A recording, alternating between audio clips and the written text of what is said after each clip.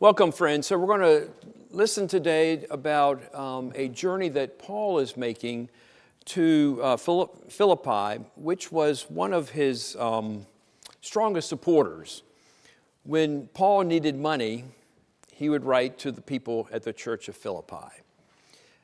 When he needed things for his ministry, whatever it may be, he would write to them and they would support. If you read the book of Philippians, you'll see the many ways that they supported Paul in his missionary journeys. So in the first verse of today's text, we learn that Paul and his companions have completed their arduous ocean voyage, and they've arrived at the port of Philippi, one of the principal cities of Macedonia, which we would look today as modern-day Greece. It's in Philippi that Paul departs from his usual approach of evangelization of people. Usually he starts preaching and teaching in the synagogue. That's a natural destination, as Christianity had not yet quite distinguished itself from Judaism. And it was in the early church, we must remember, that it started in the synagogues. And so it is here that they debated, they studied, and formed Christian communities. The synagogue would have been a place to begin. But Paul doesn't go there.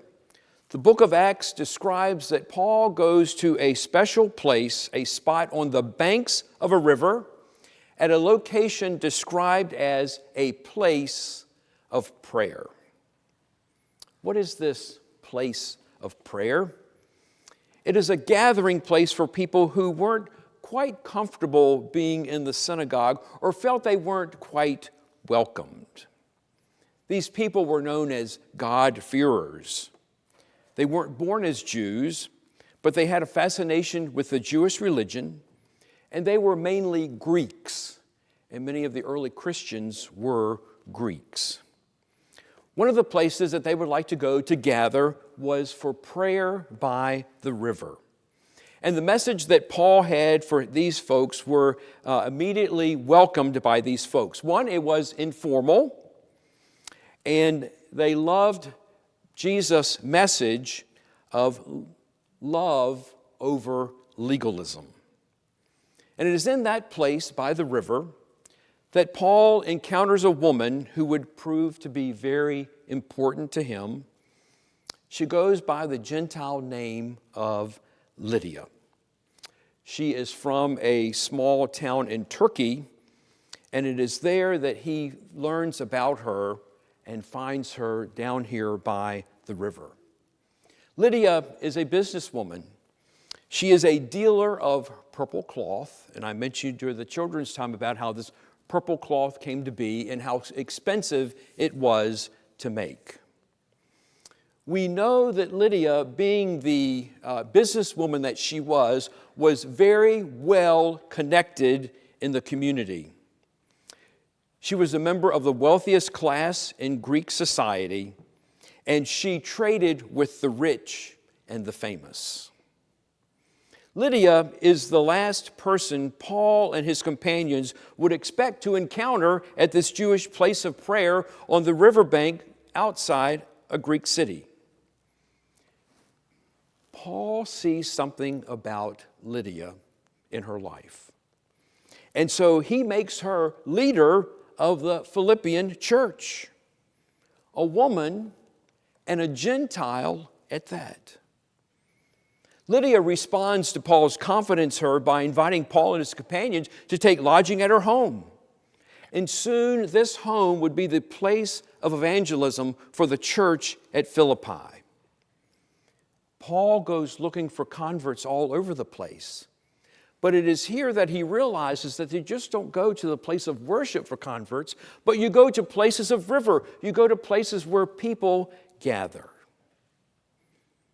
Think about in our lives, what would be the place by the river?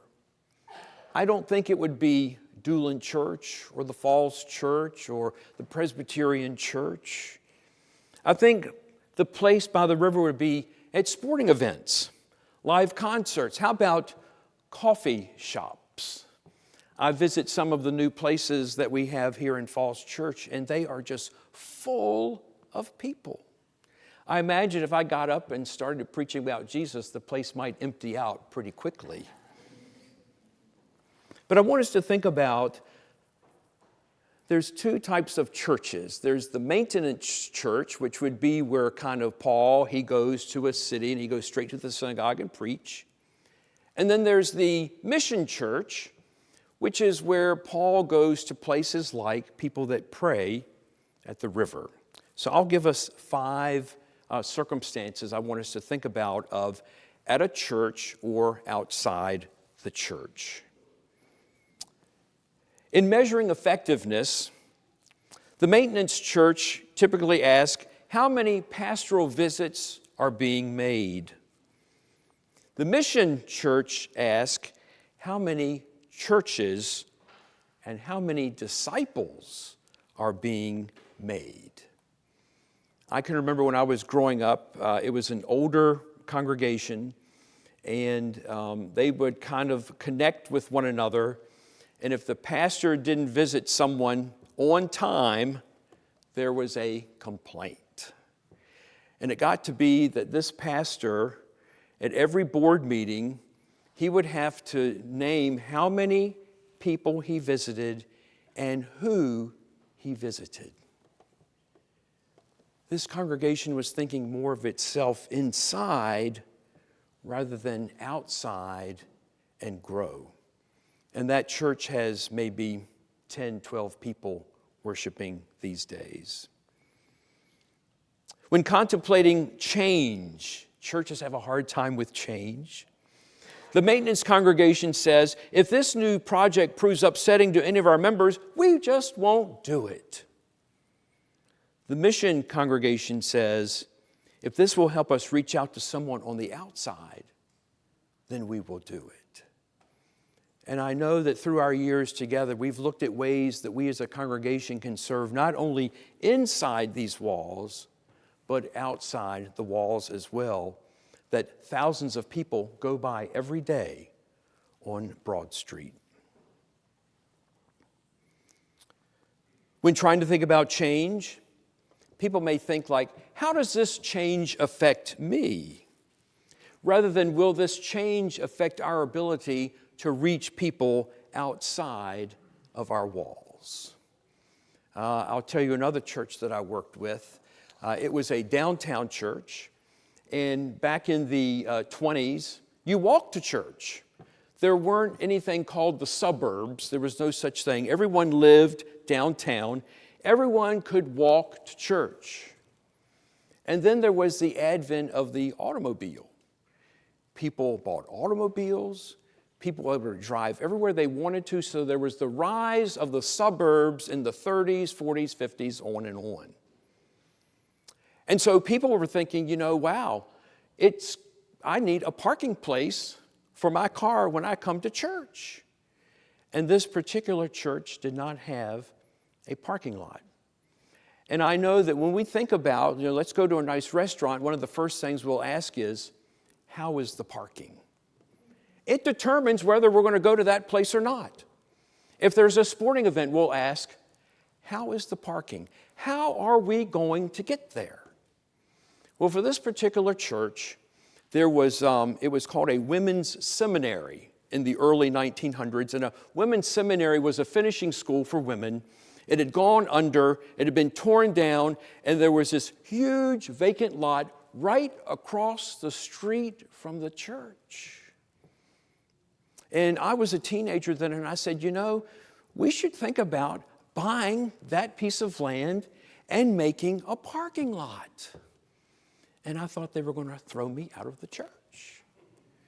And I thought, well, why not? And their reply was, well, I'm okay just parking on the street, or I'm okay, I can park a few blocks away. So can anyone else who wants to come to our church. They can just go down the street, find a place to park. And, I said, well, if we had this nice parking lot, it's not so much for you, but it's for guests to come to our church. So that's just another example where church members thought about only themselves and not the outreach to the community of making it easier for them to come to church.